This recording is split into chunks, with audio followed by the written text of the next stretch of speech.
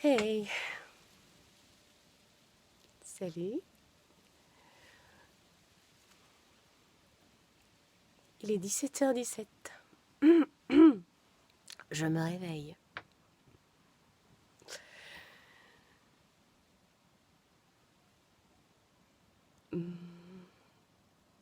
Non, non, ça va pas être la vidéo de fin de défi des 21 jours. Quoique, pourquoi pas.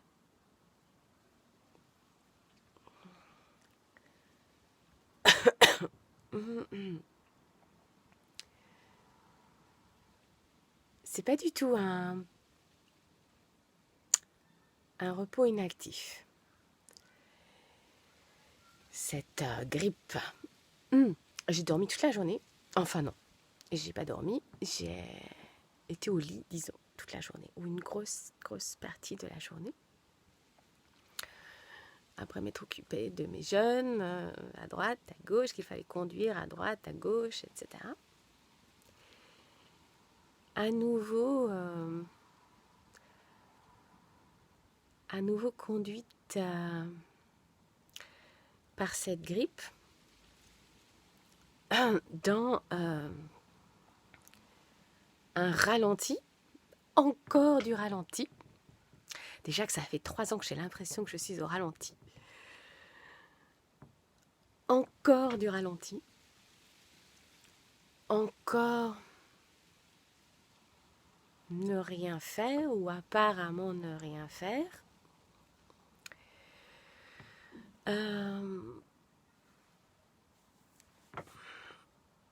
Et j'avais envie de vous... En fait, j'ai été bercée aujourd'hui par vos énergies, même ceux qui n'ont pas parlé, pas fait d'audio, pas fait de vidéo. Je sentais...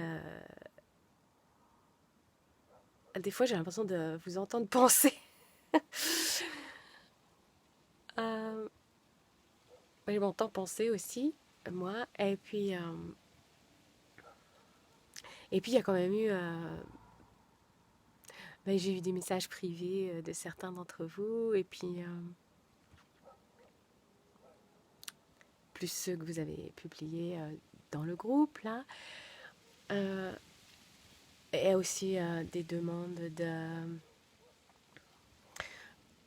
par exemple d'une amie à qui j'avais demandé d'ailleurs si elle voulait être dans le groupe, mais qui n'avait pas pu parce que c'est pas le moment pour elle, et qui aujourd'hui me disait, la demande va vous paraître complètement saugrenue, elle savait pas d'ailleurs que j'étais malade, et puis elle me dit voilà, je te donne de mes nouvelles, est-ce que tu aurais une intuition pour bref, elle me parle d'un proche à elle qui est à l'agonie en fait, et qui n'arrive pas à mourir en fait, qui n'arrive pas à quitter la terre alors que tout indique que c'est l'heure. Et elle me demandait si j'avais une intuition sur quelque chose qui pouvait non pas accélérer le processus, mais mettre tout le processus en paix pour que, voilà, que la vie, la mort fasse son travail dans la paix pour tous. Voilà, tout ça m'arrive dans la journée en même temps que je suis donc mon processus gracieux de grippe.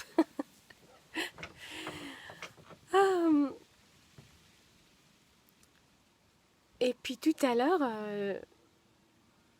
en plus j'ai regardé un film, je pioche des fois dans l'oracle Netflix. Je me dis, vous savez, je pioche comme dans un tarot ou comme dans un oracle. Je dis, voilà, quel film j'ai besoin de voir ou d'entendre, ou de... Voilà, quelles images, quels messages j'ai besoin de... Quelle histoire a besoin de m'être donnée aujourd'hui. Un peu comme des paraboles évangéliques comme ça, ou comme des messages venus d'on ne sait où. Et ça tombe toujours. Waouh! Donc j'ai encore vu un beau film aujourd'hui. Alors pourquoi vous partagez ce petit moment? Parce que tout à l'heure, en même temps que l'une d'entre vous d'ailleurs me partageait en privé l'une de ses balades en forêt, avec ce sentiment d'être comme les arbres, comme ça, d'être comme j'avais dit que le défi nous emmenait à être, c'est-à-dire un peu comme les arbres qui sont dénudés en automne, comme ça, et qui acceptent de l'être. parce qu'ils savent que c'est pour entrer dans un processus plus grand, parce que leurs feuilles vont tomber, vont fabriquer de l'humus, que leur sève va se replier et puis va s'enrichir et remonter au printemps, etc. Et tout ce processus, en fait, de l'intelligence du vivant,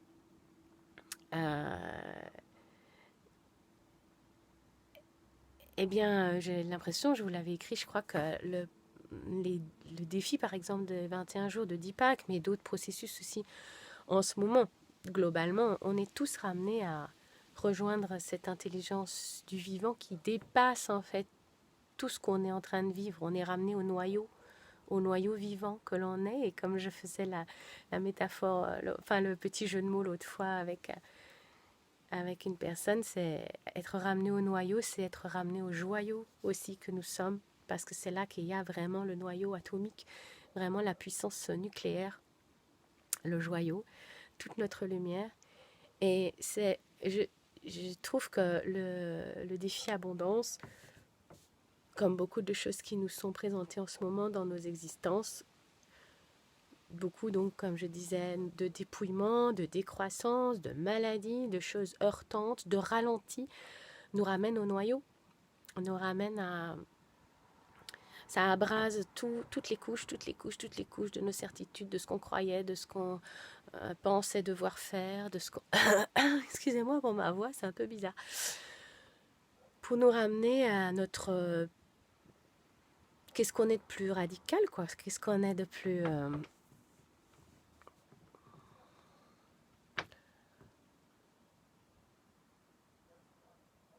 vivant.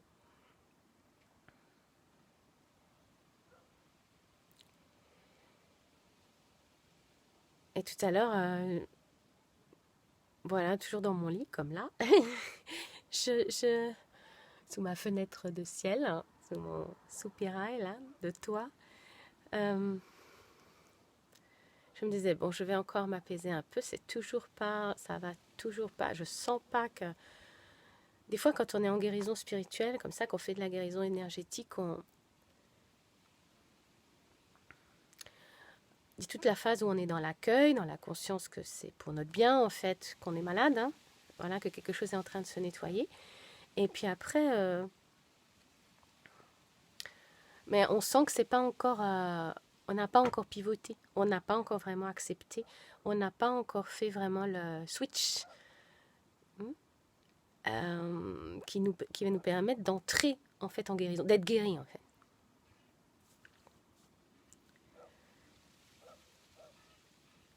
Et il y a encore, je sais pas, une demi-heure à peu près, je me disais bon ben c'est pas encore ça, je sentais venir des petits élans, j'avais envie de me lever, j'avais envie de... En plus, j'ai mon fils qui est là, qui je l'ai finalement pas vu de la journée. Je crois qu'il a eu pas trop envie non plus, il avait son emploi du temps de vacances, ça lui allait bien aussi. Mais je me disais, bon, et puis il faudrait que je fasse tel papier, et puis il faudrait quand même que je fasse ça, et bon, pour tel coup de fil, c'est foutu, mais je me disais, ça va pas, et j'avais envie de tousser, je me sentais pas bien, et je me suis dit, bon, je reste encore un peu, je vais aller faire du feu après, parce qu'on chauffe au bois dans cette maison. Allez, je vais aller faire du feu dans une demi-heure, mais je me fais un petit sommeil parking, encore une fois, là, je me glisse dans les couvertures, je lance une prière énergétique comme ça, et puis je fais un petit chouk, comme on dit en Bretagne, un petit dodo. Et puis voilà. Et puis dans le même temps arrive d'ailleurs donc ce vocal de Séverine, pour ne pas la nommer, là, qui était en forêt. Et puis enfin un peu après en fait, et j'ai vraiment senti, enfin est arrivée une sorte de prière, de phrase comme ça, de mantra, à la fois d'expiation, hein, comme on dit en guérison spirituelle, de nettoyage. Je remets tout ce qui ne va pas, je remets tout ce qui est encore coincé, je remets tout ce que je ne sais pas, tout tout mon ego aussi, toutes les embûches là qui font que je suis sur le chemin en fait. Je m'empêche d'avancer parce que j'empêche la vie en moi d'avancer. L'abondance, l'amour, les belles actions, les belles idées, de se mettre en œuvre parce que je bloque, quoi. Parce que j'ai des peurs, parce que j'ai des crispations, parce que je me sens blessée tout le temps, parce que je subis les fluctuations, je sais pas, de la météo, des autres, parce que je me laisse atteindre, blesser, choquer, etc. Et je me sers de tout ça pour ne pas avancer. Et je me sentais encore là-dedans, donc juste avant cette ultime petite sieste là, et puis est arrivé pendant la sieste, qui n'est pas vraiment un sommeil complet, hein, c'est une sorte de semi-conscience en fait, comme ça, de sorte d'auto-hypnose, comme ça, d'état un peu euh, étrange, est arrivé une phrase comme ça en disant c'est ok maintenant, je consens à la virginité.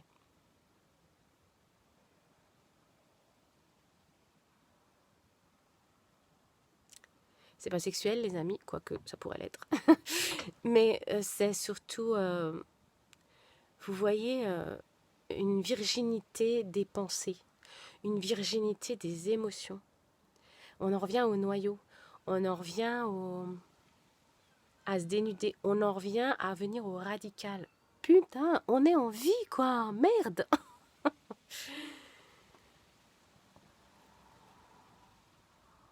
Et j'ai senti ce truc, j'ai senti le switch arriver. J'ai ouvert les yeux, il était 17h17 et je me suis dit, waouh. Ah, d'ailleurs, un baby sinus qui se débouche, rien qu'à le dire. Non, j'ai senti, voilà, que l'insight pivoteur, l'une des personnes ici saura de quoi je veux parler. Voilà, la prise de conscience qui permet la prise de conscience et la formulation, en fait. Hein. Il ne s'agit pas juste de... Parce que, par exemple, avant le défi, il y a beaucoup de choses que je savais intellectuellement. Mais le défi me l'a fait vivre. On se propose, hein, comme vous le disiez, de pousser les murs, du temps, de l'espace, il faut trouver le temps, il faut refaire, il faut continuer, même si on n'a pas envie, il faut rendre des comptes quand du moins on a un groupe à qui on transmet, donc il faut un minimum être là quand même, etc. Je vous avais dit au début que moi, un de mes challenges, c'était d'être régulière, quoi. C'était pas du tout gagné, que je sois régulière tous les jours, de vous envoyer... je vous ai envoyé tout ça. Et puis je l'ai été, puis j'ai aimé ça. Je l'ai été plus ou moins, mais je l'ai été plus même que je n'aurais dû, puisque j'ai été assez bavarde et que je vous ai mis certaines de mes tartines dans le groupe en commentaire. Mais enfin, tout ça pour dire que j'ai vraiment l'impression, mais je crois que je l'ai déjà écrit plusieurs fois, mais que moi, dis pas que c'est... Enfin, le défi des 21 jours d'abondance, ça m'a permis vraiment de me refaire une virginité. Ouais, voilà. Et pourtant, j'ai pas arrêté, j'ai eu l'impression de ne pas arrêter de faire ça, hein, parce que il y a 2-3 ans, je disais, mais j'ai l'impression d'être en reset tous les matins, de me redemander où est-ce que je suis, qu'est-ce que je fais, c'est quoi mon métier, c'est quoi ma vie, qui je suis, etc.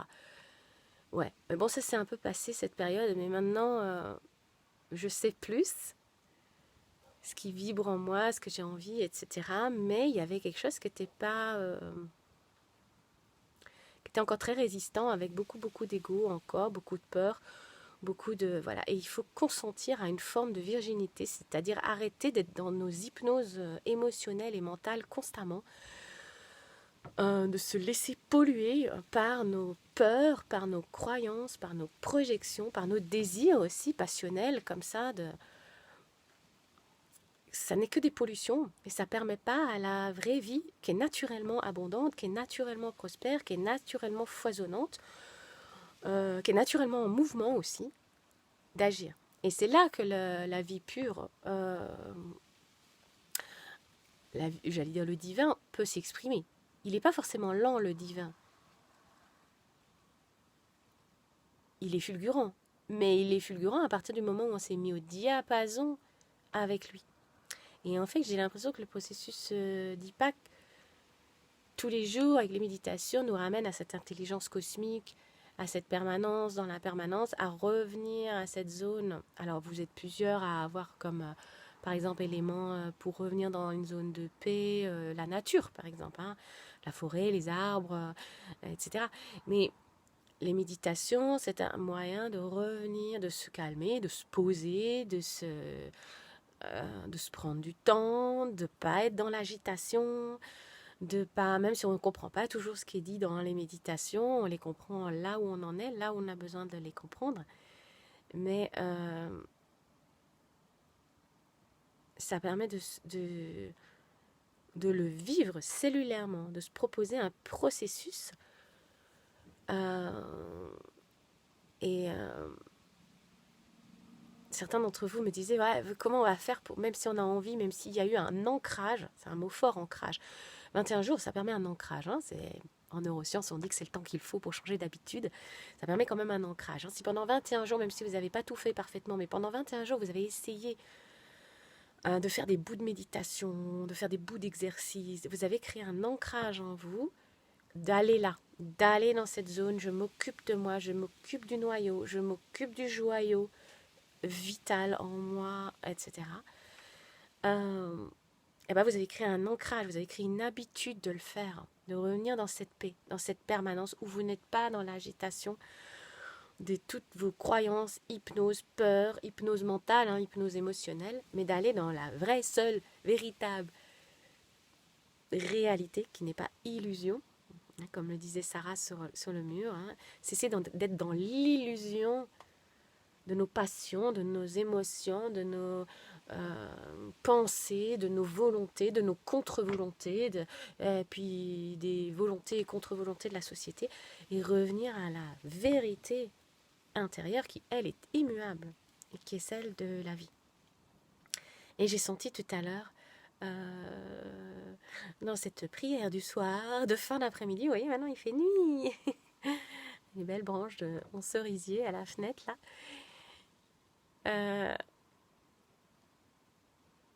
j'ai senti dans cette phrase, mantra, se faire le switch, comme si ça disait, ouais, c'est bon, là, la grippe, ça va y aller.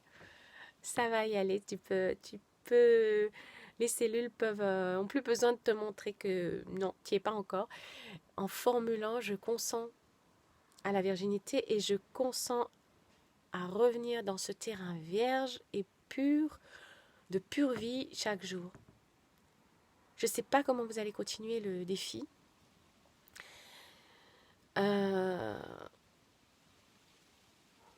Ouais, je ne sais pas comment vous allez continuer le défi, comment vous allez vous proposer quelque chose, et sur le groupe là, ici, ou... Il y a mille autres manières, j'ai des petites idées, mais bon, on verra. Mais je ne sais pas comment vous allez continuer, mais moi, si j'ai envie de me proposer et de vous proposer quelque chose, c'est prenez un moment chaque jour pour revenir dans cette zone de virginité. Dans cette zone où vous n'êtes pas agité par les pensées du monde, par les émotions du monde, par toute cette illusion, en fait, qui vous porte à faire et à vous laisser mouvoir, en fait, à subir aussi les choses, les événements, et finalement à n'être pas le créateur de vos propres initiatives, de vos propres envies, ou de votre propre façon d'être en vie.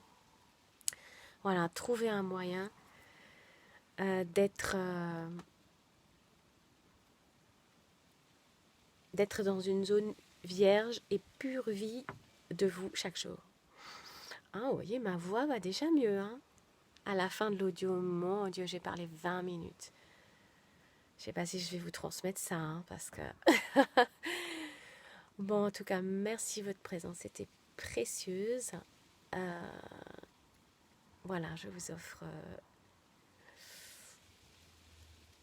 la nuit. Bye bye. À bientôt. Merci à vous.